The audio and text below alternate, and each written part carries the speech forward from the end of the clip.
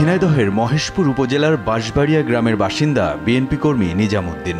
2014 সালে বিএনপির প্রতিষ্ঠাতা শহীদ রাষ্ট্রপতি জিয়াউর রহমানের শাহাদাত বার্ষিকী উপলক্ষে কাঙালি ভোজের আয়োজন করেন নিজাম।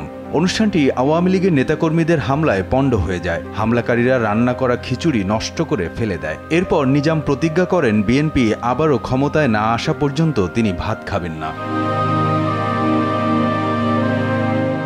দিন, মাস, বছর গড়িয়েছে, কিন্তু নিজের প্রতিজ্ঞা থেকে এক চুলও নড়েননি তিনি। একদিন দুই দিন নয়, দীর্ঘ 11 বছর ধরে নিজামুদ্দিন ভাত খাচ্ছেন না। সম্প্রতি শরীরের অবস্থা গুরুতর অবনতি হলে তাকে ভর্তি করা হয় ফরিদপুর মেডিকেল কলেজ হাসপাতালে। বিষয়টি পৌঁছে যায় লন্ডনে অবস্থানরত বিএনপির ভারপ্রাপ্ত চেয়ারম্যান তারেক রহমানের কাছে। সঙ্গে সঙ্গে তার নির্দেশে বিএনপির স্বাস্থ্য বিষয়ক সম্পাদক ডক্টর রফিকুল ইসলাম এবং আমরা বিএনপি পরিবারের আহ্বায়ক আতিকুর রহমান রুমন সহ একটি প্রতিনিধি দল ছুটে যান ফরিদপুরে। পরে উন্নত চিকিৎসার জন্য নিজামুদ্দিনকে নিয়ে আসা হয় রাজধানীর বাংলাদেশ মেডিকেল বিশ্ববিদ্যালয় হাসপাতালে। দীর্ঘ 11 বছর একটি প্রতিজ্ঞা ভঙ্গ না করে অনশন করছেন।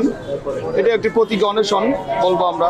যখন অসুস্থ হয়ে পড়েছে, নিউজটা প্রচার হয়েছে, আমাদের ভারপ্রাপ্ত চেয়ারম্যান জনাব তারেক রহমানের দৃষ্টিগোচর হয়েছেন। তারপরে আমাদের পাঠিয়েছেন। জনাব তারেক রহমান তার চিকিৎসার দায়িত্ব নিয়েছেন। আমরা কথা বলেছি ইতিমধ্যেই।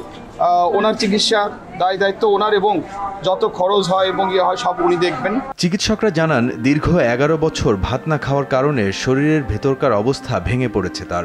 কিন্তু দেহের দুর্বলতা সত্ত্বেও নিজের আদর্শ থেকে সরে আসেননি তিনি। তার একটি দুরারোগ্য রোগ হয়েছে, যেটি আমরা সাসপেক্ট করছি যে লাংয়ের কোনো ক্যান্সার জাতীয় কোনো কিছু হচ্ছে কিনা। এই যে একটি তার দলের জন্য তার ডেডিকেশন, এবং সেই ডেডিকেশনকে আমাদের দলের ভারপ্রাপ্ত চেয়ারম্যান কীভাবে শ্রদ্ধা করেন, কিভাবে দেখেন, সেটি কিন্তু আজকে দৃষ্টান্ত। নিজের শরীরকে কষ্ট দিয়ে যে ভালোবাসার নজির তিনি স্থাপন করেছেন তা রাজনৈতিক ইতিহাসেও বিরল। বিএনপির প্রতি এমন অগাধ ভালোবাসা, এমন নিঃস্বার্থ ত্যাগ নিঃসন্দেহে দলের প্রতিটি নেতাকর্মীর জন্য অনুকরণীয় হয়ে থাকবে। সবার প্রত্যাশা দ্রুত সুস্থ হয়ে উঠবেন নিজামুদ্দিন। আবারও বলিষ্ঠ কণ্ঠে বলবেন, ভাত নয়, আমি আদর্শে বিশ্বাসী। রুদ্র রফিক, RTV, ঢাকা।